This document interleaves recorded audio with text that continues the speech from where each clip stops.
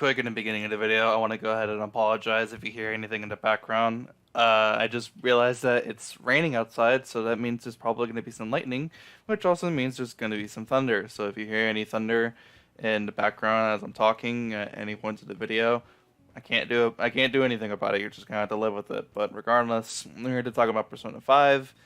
There's another video that I actually want to make. I might actually make it tomorrow because it probably won't take long to really explain and talk about. But regardless, the episode for starts off with episode 17 with Goro Akechi, and he's at like that one like shop place where in the game you the main character can go and like buy like new weapons and like gear and stuff, just basically new weapons and stuff, right?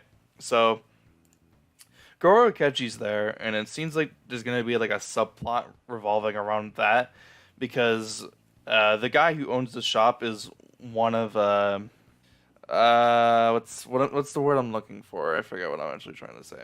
He's one of the social links, I guess I'll just say. He's one of the confidants. That's the word I was looking for. He's one of the confidants that you can level up in the game, right? So maybe there's like some sort of subplot that they're gonna do with him that has to involve this guy's like confidant, like storyline progression, or like personal storyline progression as a character. I have no idea because I didn't do anything to try to level up this guy's confidant. And you know, I said this before in the past in other videos. Watching the anime makes me really want to play the game again, and that's actually kind of what would the topic be like if I was talking about Persona 5 and kind of how some people see it as a pointless anime, and for the most part it kind of is, but I've said it before in the past, I enjoy watching it. I enjoy watching it, so it shouldn't really be a problem. I'll say that for another video, but the episode starts off with Goro Akechi. He's there, he's talking to the guy, I actually forgot what his name was, and then it cuts to him kind of just talking about how it's X Day and Medjet's gonna be doing this like worldwide or worldwide, I guess it is. But Medjet's basically going to attack people worldwide and release information on the Phantom Thieves. And so the episode continues right after the opening, of course, like how you think it would continue, and it basically continues back of Futaba in her room with all the members of the Phantom Thieves. And Futabu's just basically wondering, like what the fuck are they gonna do? And Ren, the main character, says, no. Meaning, all they really needed her to do was essentially just open the door, and basically then that would create the opening for like the elevator kind of thing inside of Futaba's palace, because that's what her cognitive sees. She's opened the door for the Phantom Thieves in real life, so that would also mean the same thing would happen in the palace. So they continued on, they leave her the calling card, of course, they go inside the palace, and they find the treasure. And the treasure, at first glance, it's actually like a really short, like shot of when you actually see the treasure, but it looks like a, kind of like a pharaoh's tomb, like in Egypt, and like the whole fucking like top part of the pyramid just gets completely fucking destroyed, and then all you see is the cognition of what Futaba sees her mother. That is this giant like monster, like dog looking thing, but like with her mom's head with like wings and shit. That's Futaba's cognition creating what she sees her mother as. It's kind of like a monster, I guess, for some reason right now. So eventually it gets to a point where Futaba basically is just like, yeah, I have the metanav, and she puts in her name, she puts in Shojuro Sakura's house, which is a name and a location, and the distortion, which is the word tomb, and she gets put into her own palace, and she sees what her cognition is inside of her palace, which is a pyramid, a tomb, and her mother, and how she's like this giant monster thing. So of course she's kind of like freaking out a little bit because she's trying to remember the truth, and her shadow is trying to have her remember the truth. And eventually she ends up finding out what the truth actually is. Her mother was never mean to her. She was never rude, or she never abused Futaba in any other way, either verbally or physically. She has said multiple times that she's just busy with her work and that she's almost complete. And whenever after she's done, they can go wherever she wants to go. Her mother very much cared for Futaba, and the suicide note, it's actually finally revealed that the suicide note is actually completely forged. It's fake. Her mother did not write that. It was actually the guys in the black suits who wrote the note to basically put the blame on a young girl and basically just distort her heart or just make her feel fucking terrible, not knowing the repercussions of what was going to happen later on in the future. So the Phantom Thieves are trying to fight, the cognition of Futaba's mother, and Futaba's just trying to remember the truth. Finally, in the episode, she gets a contract and she gets her own persona. And now she's going to be working with the Phantom Thieves from here on out. And I forget what she actually does. No, I don't. What she does in the game is she'll basically boost your teammates, and in terms of giving you an attack boost, a defense boost, a health boost, or like all that together.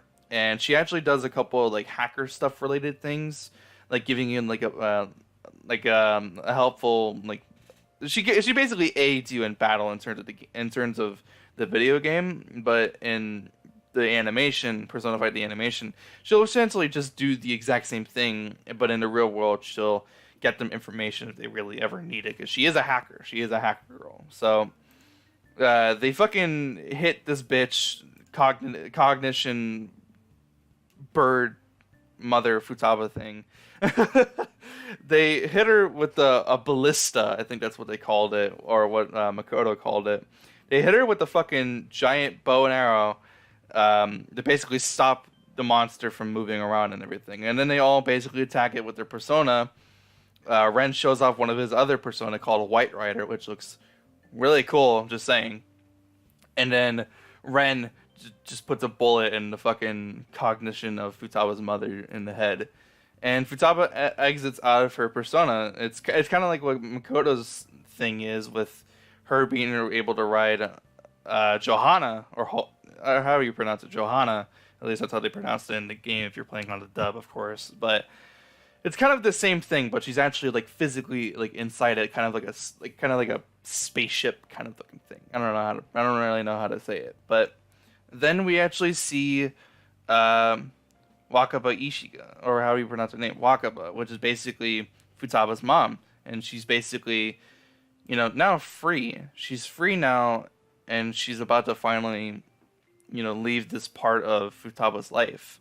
Futaba tells her mother that she loves her, and she finally understands the truth of what was going on with her mom, and that she's sorry. She was being selfish.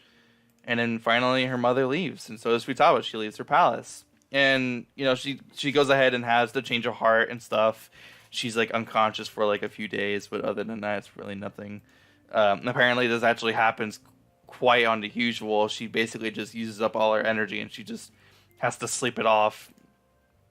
A couple of scenes later, they basically celebrate like the fact that all this stuff happened. It's X Day, which means Medjed is basically going to attack all over the world, or just the Phantom Thieves. I don't really remember. But it turns out that later in the episode, Futaba actually, did something about it. She, worked it out. And then later towards almost at the end of the episode, it's finally revealed that Futaba was actually the founder and the creator of Medjed, but she stayed herself anonymous. But then a whole bunch of other motherfuckers around the world were like, no, I'm Medjed. So they basically took the identity of Medjed, so she decided to become Alibaba, which is why they referred to her as Alibaba for the longest time. And that's why she referred to herself as Alibaba, and how she was going to take down Medjed. That was annoying. Someone knocked on my fucking door. I'm pretty sure you were able to hear that. I'm sorry. That was kind of annoying, but yeah, Futaba took on the identity of Alibaba and pretended she had no affiliation with Medjed whatsoever, even though she actually originally created it. But other, wannabe hackers, I guess you can say, took the identity of Medjed and continued to try to basically just attack the Phantom Thieves, but they were actually, committing multiple accounts of cybercrime. And then it's the end of the episode where Futaba basically just announces, like, yeah, I'm going to join the Phantom Thieves, and I want you to help me because I learned some other stuff about my mom and her research, like the cognitive psyche, I guess that's how you pronounce it. And it's not a suicide; it was actually a murder. And she wants the Phantom Thieves to help her out, and that's what they're gonna do. They have a new closing for the episode, and I like the beginning part of it, but the late second half of it is just kind of lazy because it's the same thing as the first closing, but they just added in Futaba, and there's like a little bit. They finally colored in all of the characters, and that's really it. So, regardless, it was an enjoyable episode. It touches on a bunch of themes that I think a lot of people can actually kind of relate to. I feel like Futaba is a very relatable character with how some people feel like have gone through life. But I feel like it's kind of like taken to the extreme because some people actually truly, wish that Futaba was never born. She even actually thought herself that her mother wished to never be born because I guess the suicide note said that she wished that Futaba was never born. She never gave birth to Futaba, so she would have been killed. She wouldn't be dead.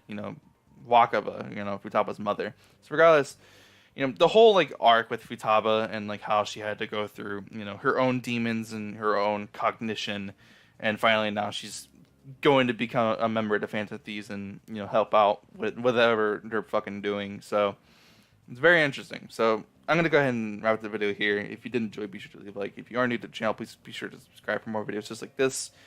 I'll see you guys in the next one. I hope you guys have a fantastic day. I'm out. Peace.